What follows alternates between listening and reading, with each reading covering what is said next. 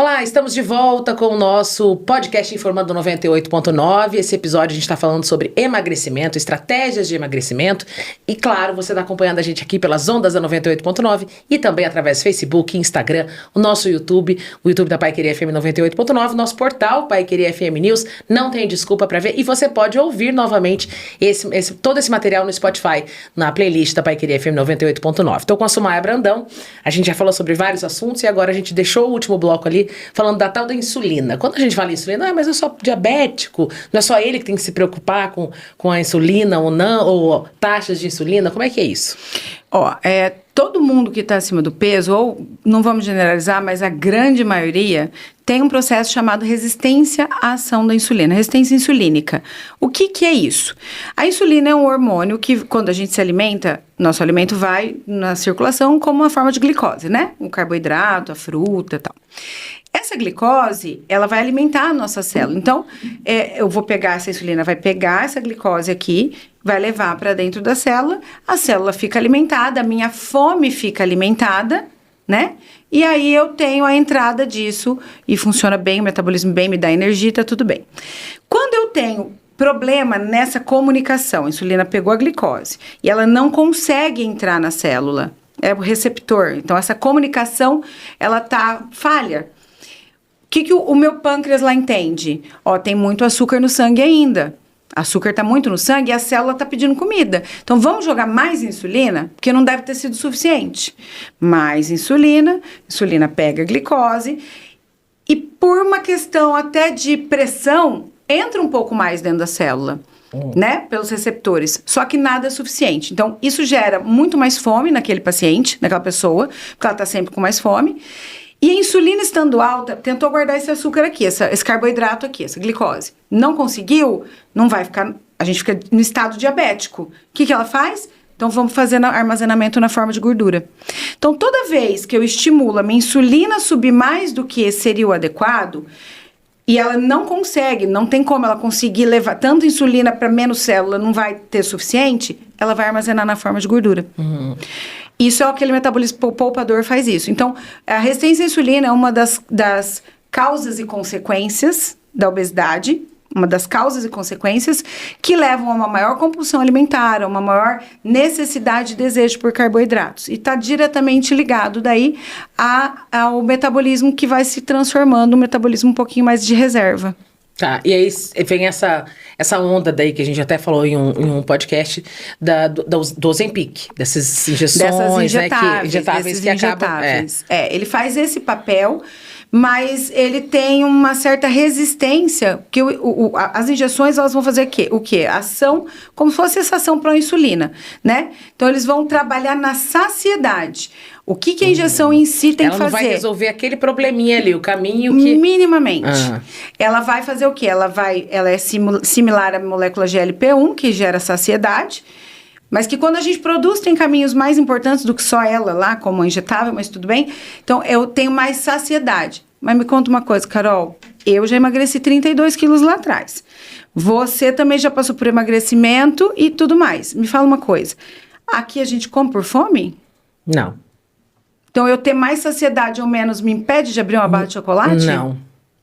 Então, é consciência. E entra naquele ponto que eu te falei. A partir do momento que você entende que não tem nada proibido, que tudo depende do que você está buscando e o tempo que você quer se dedicar a isso, juro pra você, não tem paciente que não emagreça.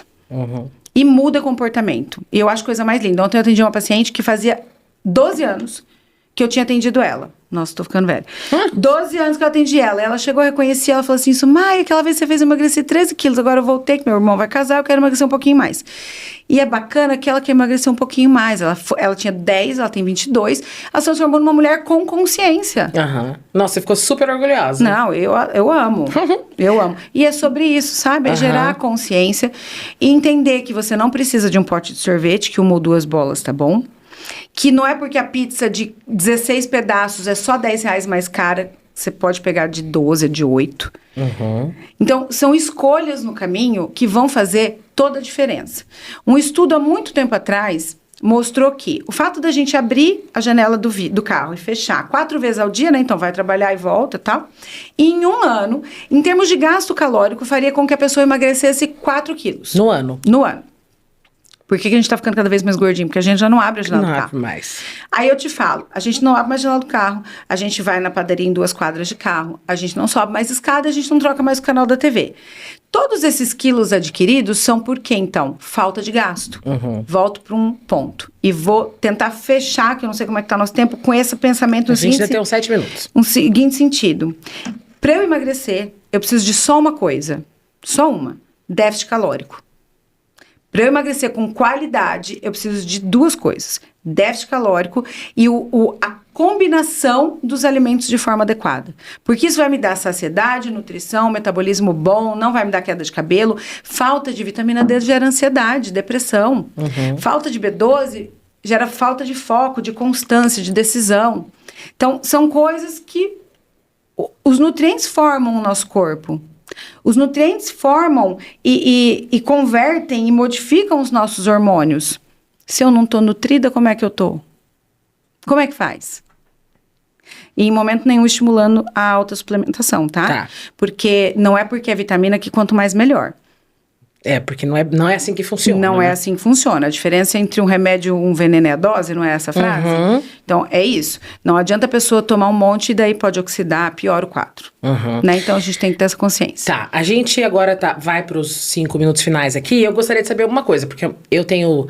eu prometi o ano passado aquelas promessas de mudança de ano, está chegando no final, né? E Carol, precisa fazer, né? Mas uma das coisas que sempre eu vou questionar... Eu amo cerveja. Amo o prazer que eu tenho, né? E não é só o tomar, o prazer do momento, da sensação, né? Do fim do dia, do cansaço e aquele alívio. E aí? O álcool, ele atrapalha realmente o emagrecimento? Eu vou ter que abrir mão da minha cerveja para eu emagrecer? Não, você não precisa abrir mão, mas antes de responder isso, eu vou chamar atenção numa coisa. Tudo que você me falou com relação à cerveja, não só você, como todos os meus pacientes que sentam no consultório, inclusive na família, marido gosta de uma cervejinha também, mas isso está relacionado a quê? Prazer. Você falou assim... Momento com os amigos, ou seja, prazer com os amigos. Aí você falou assim, cansaço do dia, ou seja, recompensa. Estou cansada, mereço um agrado, né? Então, assim, o emagrecer depende de limitar isso. Então, não tem problema nenhum você tomar sua cerveja. Falando de bebida alcoólica. Todas as bebidas alcoólicas vão ter mais ou menos a mesma caloria por dose. Então, uma dose de uísque, uma dose de vodka, uma taça de vinho, uma dose de gin, uma dose de saquê, uma dose de tequila, de cachaça... ou de cerveja, uma tulipa de cerveja. A diferença está mais aonde o tanto que eu bebo. Então, por exemplo, se você toma cerveja, você toma, sei lá, 8 copos. Você vai tomar de vinho 4, de vodka 2, de cachaça 1. Então, nisso eu tenho um déficit calórico. Mas a gente está falando da cerveja. Então, vamos lá. Cada copo de cerveja... É a pior de todos nesse sentido? Não porque é toma pior. em quantidade maior? Não. Tirando o vinho, que é, entre aspas, uma das melhores...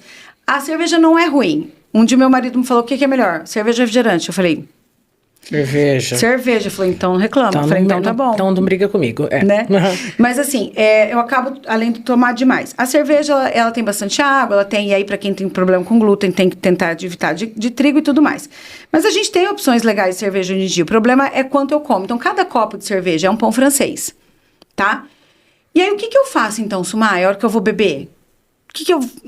Ideal é você se alimentar antes, primeira coisa, de proteína, salada. Então, vamos para uma churrascaria. Não é para comer batata frita, né? Vamos para uma churrascaria e vamos dar um suporte, até mesmo porque tomate, salada, fibra e carne vão proteger o meu fígado e a minha digestão. Beleza. E acelerar o meu metabolismo. Lembra que a gente falou? Aí eu vou tomar minha cerveja. Óbvio, tenta controlar a quantidade. Tem opções melhores? Tem. Não é sem álcool, que a gente bebe pra ficar alegre, né? Sem álcool, toma água. Né? Se não toma água. Aí, então, você vai pegar uma cerveja aí que tem um teor menor. Não vou falar marcas, mas uma que tem uma caloria menor. E a gente tem pelo menos umas 4 no mercado. Tá? Então, eu já tenho cerveja aí no mercado que tem 70 calorias, 60, 54 a long neck. Do que numa normal que tem 120. Então, eu já tô com metade. Quase a metade, eu posso tomar mesmo tanto de cerveja e engordar metade. E aí, eu tenho essa escolha pra fazer. E aí, não comer o carboidrato naquela refeição. Tá. Ela seria o carboidrato da sua refeição. Ela seria. Mas aí tem duas coisas importantes que eu vou me acelerar aqui. Tá. Primeira, quando eu bebo cerveja, eu faço pico de insulina. Me fala que depois de beber ou no outro dia você não tá com uma fome de leão. Tá, nossa. E quer gordura. Porque quer bacon, quer fritura, um quibe. Nada de alface. Não. A insulina sobe, como eu expliquei aquela hora, faz armazenamento e a hora que ela cai te dá essa compulsão. Primeiro ponto. Segundo ponto, o álcool é tóxico para o cérebro e para o fígado. Por isso, comer bem antes para protegê-los. Tá? Até tem suplementos que eu passo meus pacientes que bebem lá para proteger isso. Beleza, o Xantinon, essas coisas de Poclair, sabe essas coisas? Ajuda a proteger o fígado. Mas aí eu pego e vou beber álcool. O álcool, ele é tóxico, como eu falei. Então, o corpo para tudo para limpar. Isso faz com que eu desacelere o meu metabolismo em até 85% nas próximas horas. 24 horas. Ah, mas foi um baita de um porre, 48. Ou seja, ele é calórico, ele aumenta a minha fome por gorduras e carboidratos, aumenta o meu estímulo de reserva e baixa o meu metabolismo. Você tá falando para eu não beber? Jamais, adoro. Bebo um drink com meus amigos toda sexta-feira. Só que de uma forma mais consciente. Então, sabendo o que isso vai te causar e o quanto você vai ter que trabalhar, né? Ou se dedicar para poder... Come antes o certo, toma essa vitamininha. E no outro dia? Bebe a melhor opção. Se puder controlar a quantidade, ok. Se é muito, faça só uma vez por semana no máximo. No fim da noite, tenha em mãos algo que vai te socorrer e não vai te prejudicar. Como assim? Na minha casa tem marmitinhas fit na geladeira. Estou com fome? Vamos de marmitinha. Ah, antes de dormir, por exemplo? Porque você não fica com fome? Depois que termina de beber, sai todo mundo comendo lanche. Tem 1.600 calorias de salada. Mas e se você comer uma coisa um pouco mais saudável? Né? Tem então, ali em mãos algo assim, né? Em mãos. Nem que você faça um sanduíche, 2 fatias de pão, um hambúrguer caseiro, ou um bife, um filé de frango desfiado, uma alface de tomate. Mas tem que deixar preparado, né? Porque se você começa a comer salsicha, começa a comer o que tiver na geladeira, você né? Você entende? Então, assim, e aí eu acho que nisso você chamou minha atenção numa coisa que eu não falei, que a gente pode matar, emagrecimento é comprometimento com você. E tá tudo bem se hoje você não quer. Só que você tem que saber que é ação-reação. E não tem problema nenhum. Só que é consciência e compromisso com você. Assume até o ponto que você pode. E evolua. Não regrida. Se deu parar, tempo, ok. Né? Mas desistir não, nunca. Voltar não. Nunca. Vai pra frente. Emagrecimento é totalmente possível. Hoje a gente tá no final do ano já, né? Então eu posso te falar que até dezembro, Natal, a gente conseguiria emagrecer uma pessoa normal, assim, uma pessoa do metabolismo normal, tranquilamente aí uns 6 a 10 quilos, dependendo. Bem dedicada. Quanto ela vai se dedicar com ela? 4 quilos, 5, 6. A resposta vem em torno disso. Mas olha que legal, ela não engordou, ela emagreceu. Então é só decidir, ver até que ponto você se compromete, procurar alguém que te oriente, porque fazer academia com personal é bem melhor, assim como fazer dieta com nutricionista, puxando minha sardinha, lógico que faz toda a diferença. E identificar o que não tá legal e sempre conversar, sempre entender o que você pode melhorar nesse ponto. Ótimo. Como eu falei, não precisa não comer depois de beber com os amigos. Só escolhe uma coisa melhor. Às vezes um prato de arroz e feijão, um omelete, é muito melhor.